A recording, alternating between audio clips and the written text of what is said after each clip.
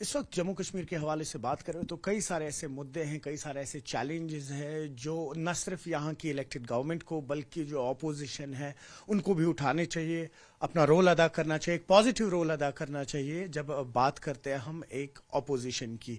اس وقت ہمارے ساتھ فارمر منسٹر حکیم یاسین جڑے ہوئے ہیں، ان سے کچھ سوالات لیں گے۔ ہم سب سے پہلے یہ سمجھنا چاہیں گے یاسین صاحب کہ ریشنلائزیشن آف ریزرویشن کا جو مدعا ہے ہمارا، ابھی سے آج سے ٹھیک ایک ہفتے بعد جو کانگریس کی، معاف کیجیے گا، نیشنل کانفرنس کے ایم پی ہے آغا اللہ، انہوں نے کہا کہ بچوں کے ساتھ بیٹھیں گے، پروٹیسٹ کریں گے وہ، لیکن کہیں نہ کہیں یہ بات بھی کلیئر ہے کہ جب تک ایک کاسٹ سینسس نہیں ہوگا، جب تک ایڈوکیٹ جنرل کی نیوکتی نہیں ہوگی جموں کشمیر لداخ ہائی کورٹ میں، تب تک اس ایشو کو آگے بڑھایا نہیں جا سکتا۔ کیا اپوزیشن اس سے واقف نہیں ہے؟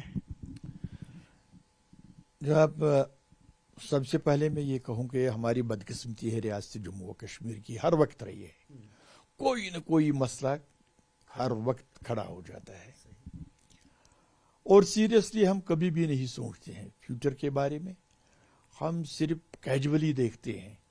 ہمارا رول رہا ہے زیادہ مخالفت برائے مخالفت۔ ہمارا رول بننا چاہے تعمیر و ترقی کے لحاظ سے، مخالفت تو ہمارا حق ہے، مگر وہ جائز طریقے سے اور مدعوں پر ہونی چاہیے، نہ کہ مخالفت برائے مخالفت نہیں ہونی چاہیے۔ یہ ہمارے ایک عادت بنی ہے، جو کہ میں نے حالیہ اب دیکھ رہے ہیں اپنے ساتھیوں سے، اپنے دوستوں سے، کہ ان کے لینگویج کے بارے میں، ان کے کہنے کے بارے میں، ان کے سوچ کے بارے میں میری گزارش ہے سبوں سے، ہمیں لوگوں کے بارے میں سوچنا ہے، یہاں نوجوانوں کے بارے میں سوچنا ہے۔ ریسنٹلی جو ہمارے پاس یہ ریزرویشن کا جو مدعا ہے، بڑا سیریس مدعا ہے، ہمیں سیریسلی اس بارے میں بھی سوچنا چاہیے۔ اور بدقسمتی یہ ہے کہ 37 سال پہلے تھے، ایک سرکار جو پہلی تھی یہاں، اب نام نہیں لینا چاہتا ہوں، اور انہوں نے اس کو 3 سال گھٹا کر 32 پر لایا۔ پہلے تو وہاں پر 37 تھے، اب وہی لوگ بھی چلاتے ہیں۔ ان کو یہ سوچنا چاہیے تھا اس وقت جب 37 تھا کہ انہوں نے 32 پر لایا۔ اب ان کا چلانا اس وقت مجھے لگتا ہے ٹھیک نہیں ہے، بلکہ ان کو لوگوں سے معافی مانگنی چاہیے، جوانوں سے معافی مانگنی چاہیے۔ دوسرا یہ ہے کہ یہ کنسرن جو ہمارا اس ریزرویشن میں ہے بہت سیریس ہے، اس میں ہمیں تہ تک جانے کی ضرورت ہے۔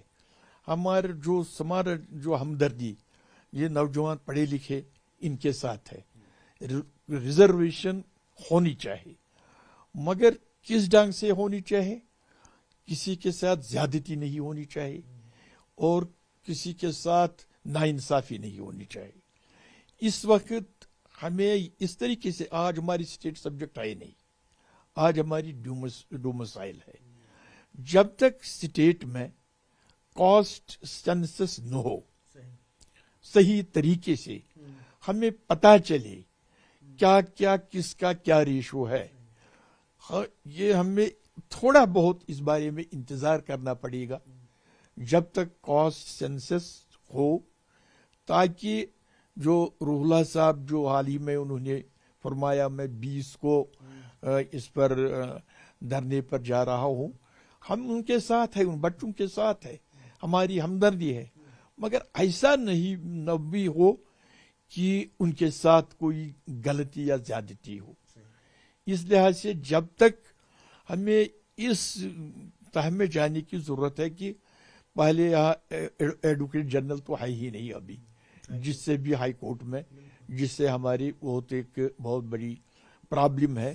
اب حکومت کو بھی 2 سال ہونے لگے ہیں، اور اس وقت بھی ایڈوکیٹ جنرل ہمارے پاس نہیں ہے۔ ہمیں اس کی طرف بھی دیکھنے کی ضرورت ہے۔ جب تک وہ نہ ہو اور کاسٹ سینسس نہ ہو، تب تک ہمیں جوانوں سے میری یہی گزارش ہے، یہ بات ان کے ہت میں ہے، ہمیں اس کو سمجھنے کی ضرورت ہے، پولیٹیکلائز کرنے کی ضرورت نہیں ہے، پولیٹیکل پوائنٹس سکور کرنے کی ضرورت نہیں ہے، بلکہ جو بات ان کے فیوچر کے بارے میں صحیح رہے، اس طریقے سے ہمیں اس چیز کو آگے لے جانے کی ضرورت ہے۔ تو میری گزارش ہے ان سے، وہ دھرنا دے نہ دے کیا وہ تو ان کا اپنا ہے، مگر میرا ذاتی طور جو ماننا ہے جب تک کاسٹ سینسس نہ ہو اور ڈومسائل کا جو یہ سسٹم یہاں بنا ہے، آج ہمیں پتہ ہی نہیں ہے کہ کتنے جوان جو باہر کے ہیں جنہوں نے یہ سرٹیفکیٹ حاصل کی. ایسا نہ ہو کہ اس وجہ سے بھی ہماری جوانوں پر، جہاں ہم جوانوں کے فیوچر کے بارے میں بات کرتے ہیں، اس جلد کی بازی کی وجہ سے ایسا نہ ہو کہ اس تناسب میں ہم آئے جہاں ہمارے بچوں کو نقصان ہو. لہذا اس تناظر میں ہمیں بھی دیکھنے کی ضرورت ہے. ایک اور سوال لینا چاہوں گا آپ سے. ہم نے حال ہی میں دیکھا جے کے پی سی سی کے ادھیکش طارق حمید کر رہا ہے، انہوں نے نیوز 18 جموں میں 2 دن پہلے انٹرویو دیا. دبے الفاظوں میں کہا انہوں نے، حالانکہ ہم انہیں مس کوٹ نہیں کریں گے، انہوں نے کہا کہ جب ان سے پوچھا گیا نیشنل کانفرنس اور کانگریس کی الائنس کو لے کے، تو انہوں نے کہا کہیں نہ کہیں کچھ چیلنجز ہیں. ہم چاہ رہے تھے کہ ایک کامن منیمم پروگرام کے تحت ہم لوگ آگے بڑھے، اور جو الائنس تھی ایک لارجر کاز کے لیے تھی تاکہ ہم لوگ بی جے پی کو پاور کاریڈور سے باہر رکھ سکیں، اور وہ ہم کامیاب ہو گئے ہیں کرنے میں. لیکن اس کے بعد اب نیشنل کانفرنس جو ہے وہ کئی سارے ایسے ڈیسیجنز لے رہا ہے جس کی ہمیں خبر نہیں ہوتی ہے، اور الائنس کے لیے کہیں نہ کہیں صحیح نہیں ہے. آپ کس طرح سے دیکھتے ہیں جو پراسپیکٹس بن رہے ہیں ان کی، جو اور یہ نیشنل الائنس ہے، دیکھیے ریجنل تو ہے نہیں. اس پر بی جے پی نے کیا کہا یہ بھی آپ کو ساتھ ہی ساتھ بتاؤں. کہا کہ جو کانگریس ایک نیشنل پارٹی ہے، اگر آپ دیکھیں تو ہر اسٹیٹ یا یو ٹی میں وہ اس وقت ریجنل پولیٹیکل پارٹیز کے سہارے چل رہی ہے، کیونکہ کانگریس کا اپنا وجود اب کہیں نہ کہیں ختم ہو رہا ہے. آپ کیسے دیکھتے ہیں؟ دیکھیے بر سر، یہ بہت بڑا مسئلہ ہے، اس میں ذاتی طور جانا نہیں چاہتا ہوں، مگر ہمیں تجربہ ہے جب بھی یہاں پر کولیشن بنی، یہ آج ہی نہیں ہے. آپ بھی تو میں خود بھی رہے تھا. ہیں حصہ.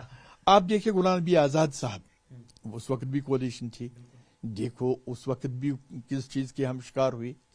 اگر اس وقت وہ بات نہیں ہوتی، میں وثوق سے کہتا ہوں آج جموں کشمیر کی صورتحال کچھ اور ہوتی. اس سے پہلے بھی نیشنل اور کانگریس کی اور آپ نے وہ بھی دیکھا. اب ان کو بھی چاہے تھا سبق سیکھنا، یہ سٹیپ اٹھانے سے، کیونکہ یہ تجربے پہلے یہاں سارے ناکام ہوئے. اب چوتھے بار یہ تجربہ کرنا، اب اس پر واویلا کرنا یا اور کچھ کہنا، میں سمجھتا ہوں کہ یہ ان کو ہی اس بارے میں سوچنا چاہیے کہ یہ ایک نیا تجربہ نہیں ہے. اس سے پہلے بھی ایسے تجربے ہم نے کیے جو ناکام رہے. بس آخری سوال آپ ہی کے جواب سے لوں گا. پولیٹیکل تجربے بہت ہو رہے ہیں جموں کشمیر میں، آج سے نہیں، بہت پہلے کی بات ہے، جب صاحب منسٹر رہے، ایم ایل اے رہے ہیں، پولیٹیکل تجربے کافی ہوئے ہیں. اس کے بعد ہم نے اس کی کنٹینیویشن دیکھی، بھلے ہی پھر ہم بخشی کے دور کی بات کر لیں، انجینئر رشید کے دور کی بات کر لیں، یا اب آغا روح اللہ کے دور کی بات کر لیں. کس طرح سے سم اپ کریں گے جو چینج آ رہی ہیں اس وقت؟ ایک جیسے آپ نے ابھی خود بھی کہا، اپوزیشن جو ہے اب ان کی لینگویج کافی اگریسو ہوتی تھی جو آج سے 5-8 سال پہلے یہاں نہیں ہوتی تھی.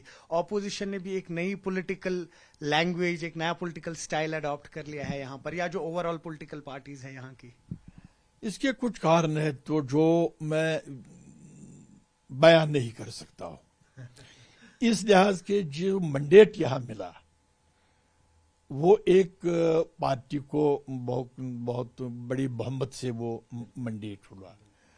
اسی کارن سے جو آج ہم یہ دیکھ رہے ہیں، جو یہ سسٹم آپ ہم دیکھ رہے ہیں، بالکل اس میں تغیر و تبدیل ہر ایک پارٹی میں. ہر ایک پارٹی اپنے فیلڈ کے لیے، اپنے لوگوں میں اپنے وجود کو زندہ رکھنے کے لیے ایسا طریقہ کار انہوں نے اختیار کیا.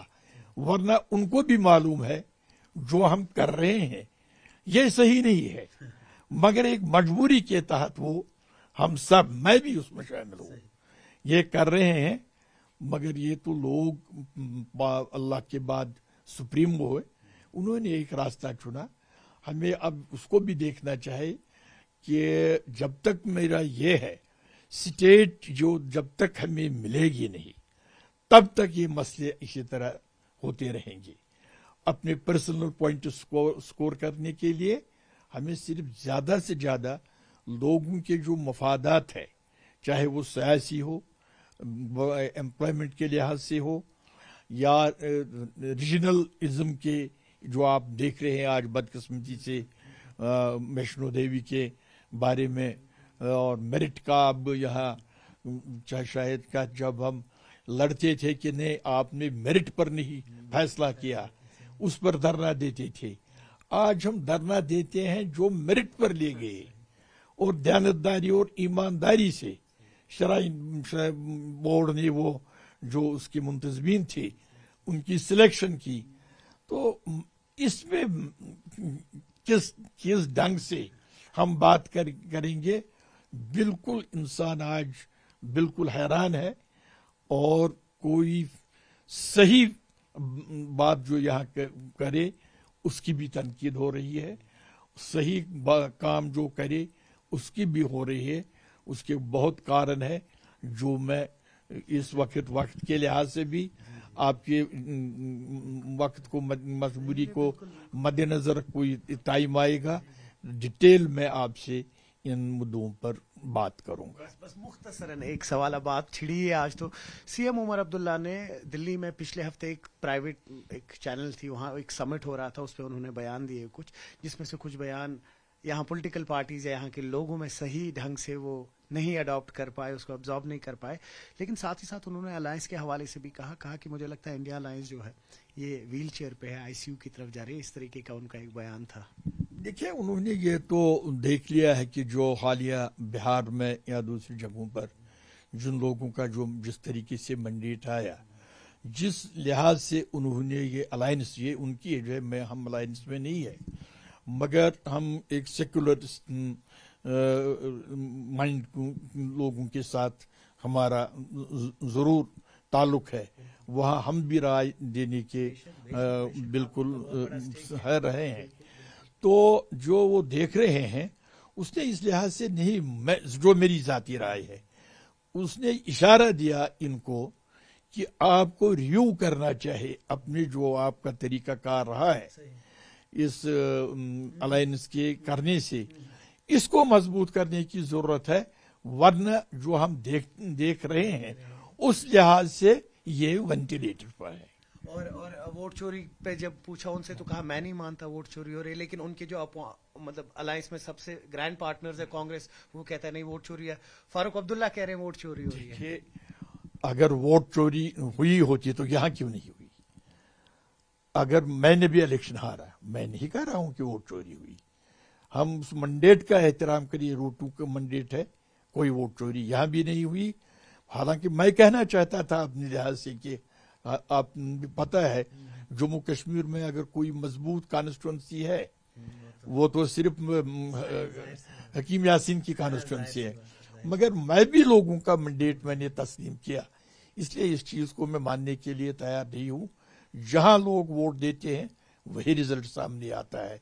इसीलिए उमर साहब ने शायद ये कहा होगा इशारतन, उसकी हमदर्दी है इसके साथ कि आप मजबूत हो जाए, बाहमी इख्तिलाफ खत्म करो, वरना आप उस पोजीशन में हैं कि जहां आप उस रिवाइव करने की जरूरत है, वरना खतरात है। इसीलिए उस लिहाज से उसने इसकी वजाहत की, तो ये उनके लिए इशारा है, वरना वो अलायंस से बाहर अभी आए नहीं। बहुत शुक्रिया, आपने वक्त दिया। आज तो आपने सुना फॉर्मर मिनिस्टर, बहुत बड़ा स्टेक रहा है इनका हमेशा से।